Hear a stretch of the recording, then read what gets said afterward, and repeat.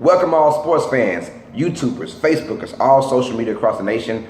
Uneducated Network on YouTube presents Uneducated Sports Talk. I'm your host, Carlos Clayton, and this is our Week 17 recap of the NFL season. Who's going to the playoffs? Who's out the playoffs? I'll let you guys know right now. Before we start, please like and subscribe to Uneducated Network, to where you can see my show, Uneducated Sports Talk, and many other shows on our channel. We are more than just a YouTube channel. We are a way of life, so remember that, guys. But that being said, let's get right on to it. There's a lot of games I do not care about in Week 17. Let's get to the ones that actually matter. Ones I don't care about, Packers and the Lions, not talking about that. Bears at the Vikings was one of the early games that meant something in the NFC.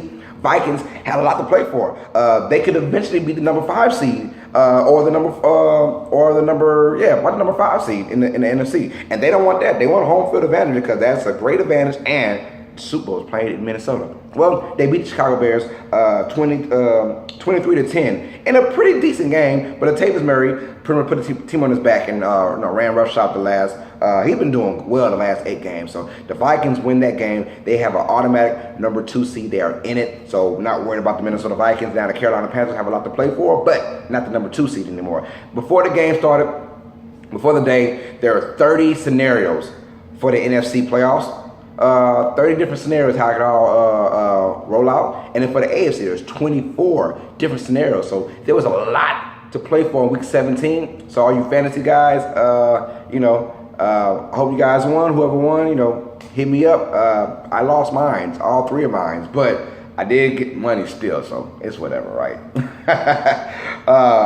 That being said, let's go ahead and talk about some games that actually mattered. Early morning games, the Steelers and the Patriots, basically, they were the 2 teams that had to play for something. If the Patriots win, they're in for number 1. If the Steelers win and the Patriots lost, Steelers are number 1. Well, the Steelers said we don't really care about what's going on because we got a feeling the Patriots are going to handle business against the Jets anyway. So the Steelers sit out Le'Veon Bell and Big Ben, and pretty much everybody else kind of played in the game. A few defensive guys out against the Cleveland Browns. You thought, oh, we'll just smash them. We're at home.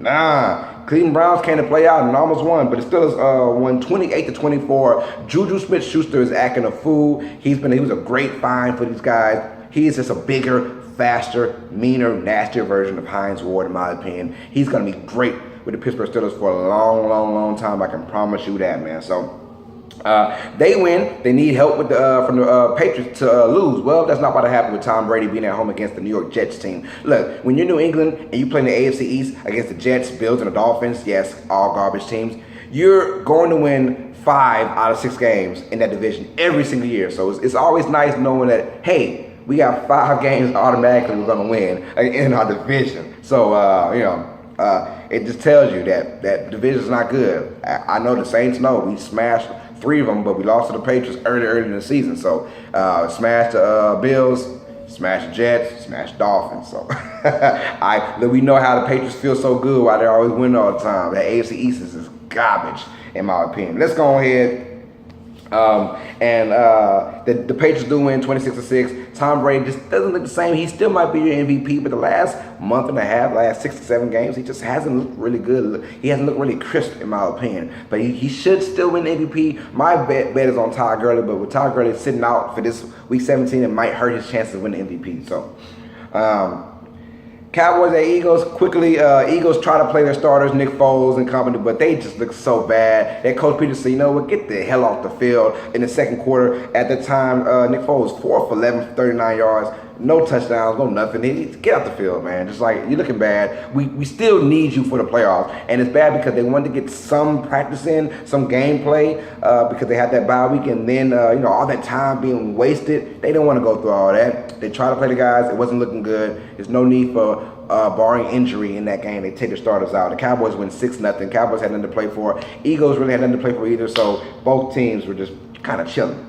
Let's go to the AFC, where the AFC wildcard spots are up for grabs now. Out of the 2 spots, we have 4 teams that can get it. The Ravens, the Titans, the Bills, and the Chargers all can get it. So let's talk about who get it. Titans, Jaguars are the Titans. The Jaguars say they're going to play everybody, and I think here's the reason why. They're playing against a divisional opponent. They want to beat these guys so that they don't see them in the playoffs. It just dawned on them like, well, you could still see another divisional opponent, and you don't want that. Well, that's probably why they played most of their starters. They wound up losing 10-15 to the Tennessee Titans, which means the Titans are automatically in. And depending on who wins and who loses, they can be the 5th seed or the 6th seed. So we'll find out in just a second. Bills at the Dolphins. The Bills win 22-16, but pay a price. LaShawn McCoy is hurt. I don't know the injury yet, but I do know he's out. He might be out for the playoffs as well. So they still eked out a win against the Miami Dolphins in Miami, which is never an easy thing to do. Ask the Patriots. 22-16 with the victory. So the Bills need a lot of help from a lot of people. So we'll find out what's going on. Raiders at the Chargers. The Chargers get that victory 30-10, and this team has been balling as of lately. 30-10. Outside of a loss to Kansas City, this team has been, on an uphill grind every game, killing people, destroying teams, and the Chargers win. But they still don't get in with the tiebreaker scenario. So I feel bad for Los Angeles because, man, that was a tough way to win and still not get in scenario. And Baltimore Ravens are playing against the Cincinnati Bengals. Baltimore wins, they're in. Baltimore loses, the Buffalo Bills are in. So let's find out what happened. The Bengals are basically ushering Marvin Lewis out the way. He's done for. This could be his last year. They want to send him out on a good note, a good hoorah note, So what happens? The Bengals actually go into Baltimore and get a victory, 31-27. I can't believe it. You can't believe it. We all can't believe it. The Baltimore Ravens, out of the 4 teams, look like the best team to get in and do some damage. And all they had to do was beat Cincinnati at home. So they go 27-24, and then the Cincinnati Bengals on 4th and 12 throw a 49-yard pass to TJ Boyd for a touchdown, which basically wins the game for the Bengals. Marvin Lewis is gone with a great hoorah, and Cincinnati is going to turn things over now. Lewis has been there for 15 years. It is definitely time for a change because the Bengals need all the help they can get. But with that being said, the Ravens, it's got to be a tough way to end the season. You look like the best team, and it's kind of funny because the Bills get in. And yes, the Bills they're happy.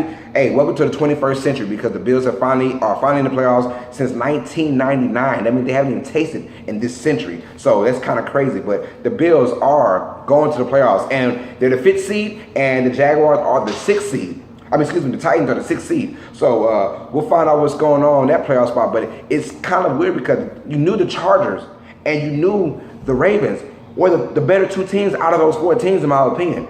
I was wishing that those 2 teams would get in because it would make the playoffs a lot more interesting. But the Bills barely getting in and LaShawn McCoy not being in the play maybe. And then you get the Tennessee Titans who kind of Major Pain crawled their way into the playoffs because they just look horrible. I don't know how they made the playoffs. But they did. And you get in by how you get in. So it's not how you start. It's not the middle, it's about how you end. So we got the 2 teams, the Bills are in it, and the Tennessee Titans are definitely in it as well. So we'll talk about the playoff implications in our next episode. But we have more things to figure out. The NFC has to figure out NFC South champions, and you got to figure out seeding, and you got to figure out who's going to be in the wild card spot for the 6th seed. Is it the Seattle Seahawks or the Atlanta Falcons? And let's talk about it right now. Going into it, the 49ers versus the Rams. The Rams said, we don't care if we get the 3rd seed or the 4th seed. We still have a home field advantage. We don't care who we play. We're taking on Todd Gurley, taking on Jared Goff. And the 49ers just keep marching on with Jimmy Garoppolo, who is now, I believe, that makes him 7-0 as a starter in his NFL career. 5-0 with the 49ers, 2-0 as a Patriot. So Jimmy Garoppolo, 2 touchdowns, 292 yards passing, had 2 interceptions, but outside of that, they took control against the Rams team that didn't play in their starters at all. And the 49ers, are looking like that dark horse team for next year. But the Rams do lose. So depending on what goes on with the Saints and the Panthers, they can be 3 or 4. Let's find out what's going on. Panthers at the Falcons. Panthers need to win, and the Falcons need to win. So this is going to be a great game. The Falcons win, and they are the number 6 seed. Panthers win with a Saints loss. They will have the number 4 seed and the division champs, the crown. So let's go on with that. The Falcons want to win 22-10 in a game where you got a lot of bad Campbell made a lot of bad decisions, especially in red zone areas. Both teams had a chance. Both teams played a little bit, like they had a lot to play for. They played kind of tight.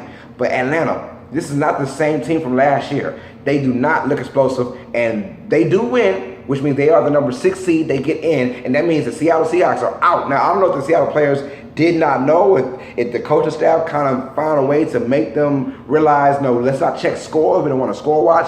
Regardless, it didn't matter. The Seahawks still lose to the Arizona Cardinals, 26-24. Blair Walsh misses a game winner at the end. And, Coach Arians, he's retiring, and he left on the bang. Seattle got a hard-fought loss against Arizona, who Arizona comes into Seattle and beats them. So what a way for Bruce Arians to go out as a champ. Well, not a champ, but as he retired. Hey, go out to the sunset. So great game from the Arizona Cardinals. Larry Fitzgerald, hope he comes back one more year. Got a lot of questions to answer for Arizona, but Arizona is one of those teams that could be pretty good next year if all things come into place.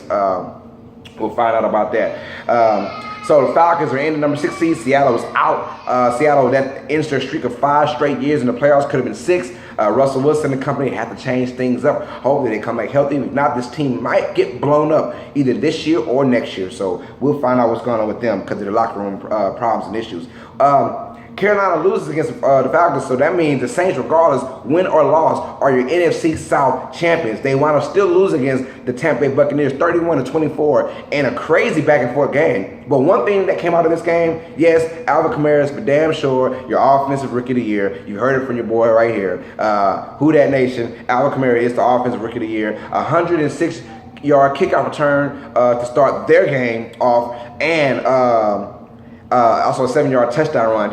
It just solidified his offensive rookie of the year status. So he's going to be your offensive rookie of the year. But Jameis Winston's 39-yard pass to Chris Godwin at the end of the game was basically the backbreaker that beat the New Orleans Saints. But fear not, Saints fans, with the Panthers loss, you are still NFC South champions. So Who Dat Nation is going to be the number 4 seed, while the Rams are number 3 seed.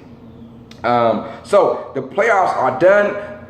In the AFC, you have the Patriots number 1, Steelers number 2 with their bye weeks. In the NFC, you have the Philadelphia Eagles number 1 with the Minnesota Vikings number 2. And then in the AFC, the wild card is going to be number 3. Hold on, who's that going to be? That's a weird matchup. We'll talk about that in a second. But we have our playoff talk next episode, so we'll get down into that. It's going to be a great time. But the AFC number 3 seed is the Jacksonville Jaguars. They'll play Tennessee Titans, and then the Buffalo Bills will face the Kansas City Chiefs. I don't know why I'm thinking so hard about that, but if Chiefs are the number 4 seed, they have the home field advantage. And in the NFC, it's going to be great. In the wild card, it's the Los Angeles Rams at home against the Atlanta Falcons, and the New Orleans Saints are at home against the Carolina Panthers, surrounded by all wild card weekend. So check out my next episode. We will break down the wild card weekend. I'm excited about that. So those are the teams that are in the playoffs. Seattle's out of it. We knew about that. And I feel bad for Baltimore and the Los Angeles Chargers because those two teams are much better than the Titans and the Bills. But the way the tiebreakers went down, they're not in. And Baltimore, hey, you got to win that game. You got to. I can't feel sorry. I can't feel that bad for a Baltimore Ravens team that you think is better on paper than the Cincinnati Bengals, and they still lose. So that being said, please like and subscribe to Uneducated Network to where you can see my show, Uneducated Sports Talk. Comment down below, how do you guys feel about this playoff race? Who's going to the Super Bowl? Who's winning the wild card rounds? I want to hear all that, man. So please let me know in the comments down below. Uneducated represents Uneducated Sports Talk. I'm your host, Carlos Clayton. As always, sports fans, you know what time it is. Till the next episode, stay smart, stay uneducated. Peace.